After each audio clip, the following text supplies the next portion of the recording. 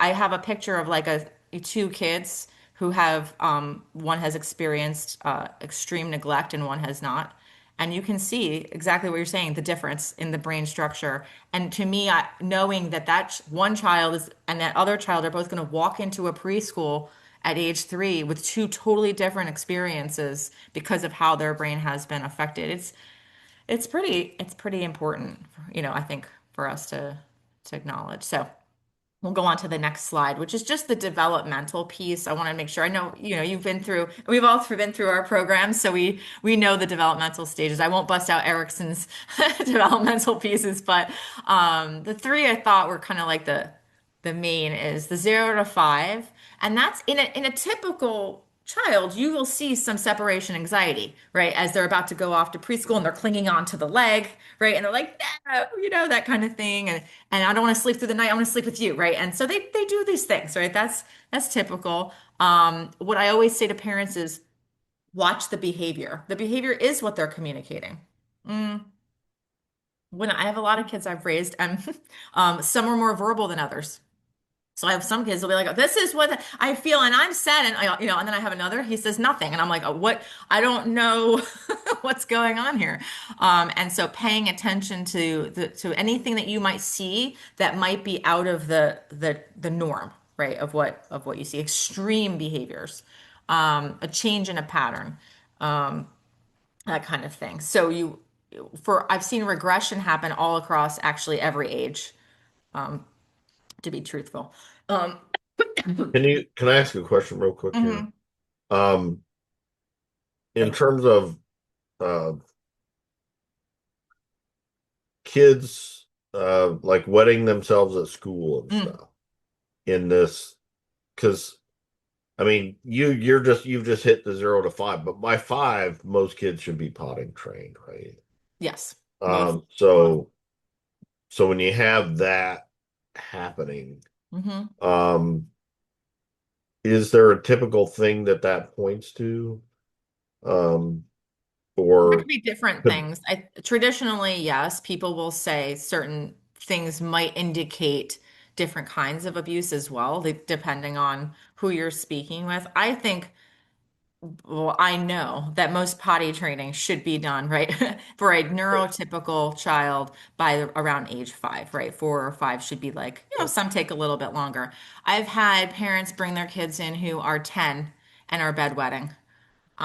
They're 14 and they're having a lot of bowel issues.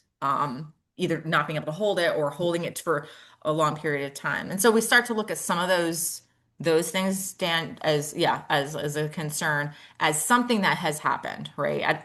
Whether it's trauma or not, I have to obviously meet with the child and the yeah, parents and we okay, we kind of work through it. I've had cases where it's been something very, very severe, like something like child sexual abuse, right? Which is a very serious thing. And the child was bedwetting at like age 10 and 11, and it started then. yeah, And they're like, oh, and that led to that. And other times it was not that. Other times it was, a disruption in their lives. I mean, just, a disruption like a new step parent came their lives, and it was a lot to handle, and it was overwhelming, and so I've had different cases of that, but I pay attention to it. That's, I think, the point, right? We pay attention to yeah. it as clinicians and as caregivers of children. But yeah, Okay, that's exactly right. That's something you would definitely look into further. Um, okay, yeah, for okay. sure. And then this around the school age, we'll see a lot of like stomach aches, right? I have a headache. I'm not feeling well, right? I need to come, I need to get picked up from school.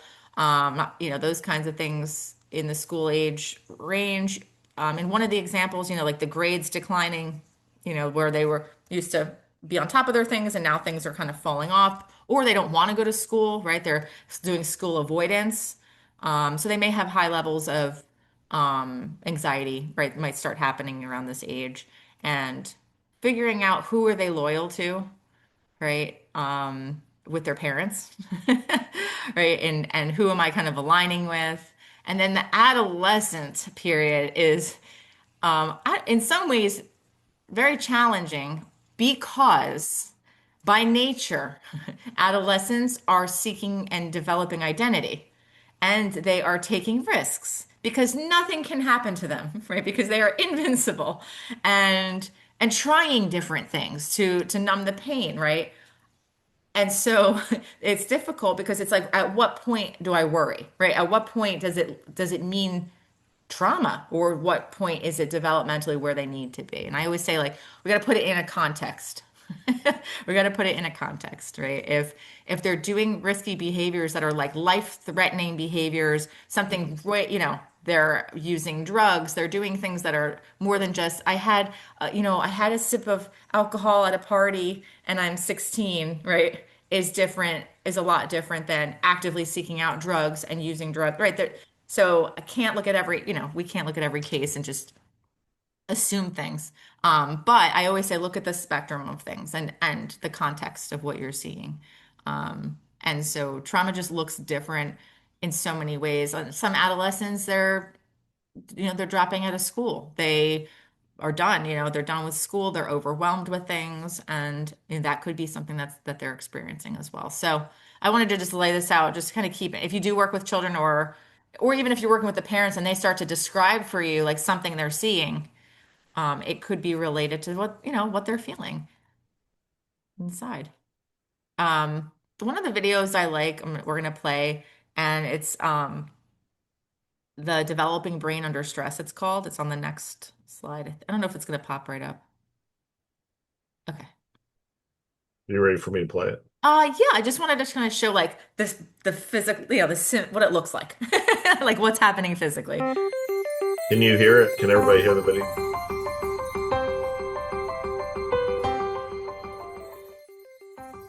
Learning to deal with stress is an important part of healthy development. When experiencing stress, the stress response system is activated. The body and brain go on alert.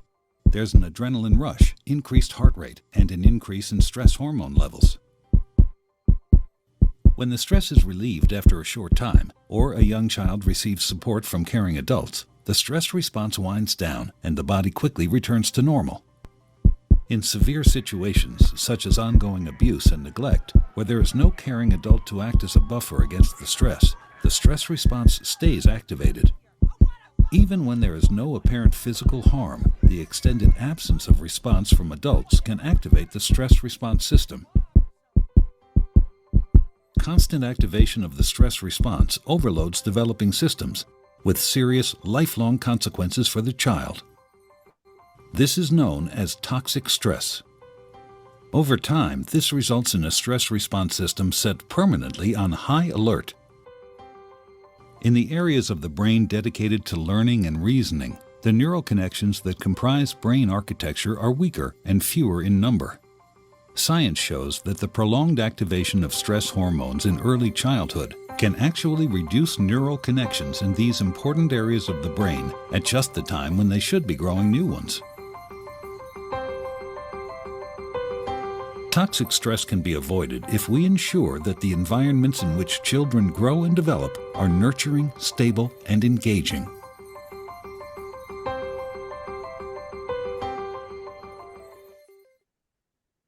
Okay. The Center on the Developing Child from Harvard is an excellent resource just overall. They have a ton of videos and ton of things for free. If you have any interest in that. Any thoughts on what you saw, or anything that kind of comes to mind when you see what happens inside of us every time stress is activated? Well, I think that should be more forefront with some medical clinicians. Mm, When you're talking with your general provider or your nurse practitioner or something, to have parents advocate, have that information, have that knowledge, and advocate for that child, yeah. saying that, this is what's going on at home, and I think this is a manifestation of that. Can we address it that way? And giving them the power to do that, which I think in this generation we see a lot more of it, but Yeah. still having the parent feel empowered, or the caregiver, whoever it is, to do that for the child. I think I'm amazed at the resiliency of children. But or yeah, amount of stress they can handle and still function, even if not functioning well.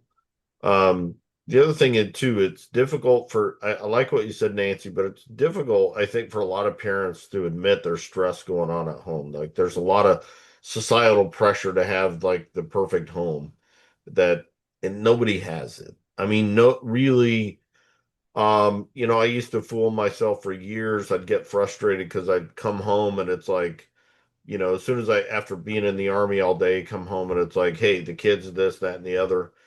I get frustrated. Like I'm supposed to come home to this environment where it's just all the stress is at work and not here. That's crazy idea. Like it sounds good, but in reality, it's not true because when you have kids and you have marriage and stuff, there's going to be stress. You get bills, all kinds of stuff that there's going to be stress, but there's almost like this societal pressure for a lot of people to have like the perfect home. So they have a hard time admitting um, that there might be stress at home, especially if it's some stuff that's really, difficult to talk about. So um that adds like an additional layer of stress to parents of having to admit they don't have the perfect home or whatever.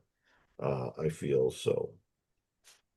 The other thing that strikes me when I see this video is like the hope that every child has an adult, one caring, healthy adult that's there in their time of need to do this, right? Yeah, To take that nervous system that's dysregulating and saying, you are safe now, and then the brain can kind of come back down to rest. And when I think about military families, particularly, if one parent is left with the children, they would have to be in tip-top mental health yeah, fitness right. to be like, oh, little Gina needs my hold on, let me, Yeah, like you right, have to have all this available time like and energy and capacity.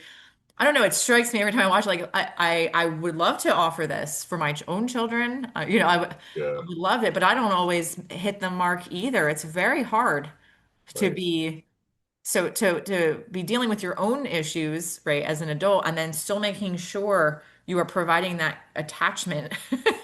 And that right. always strikes me as I hope I'm doing all right, and I hope, we're all trying to do the best we can.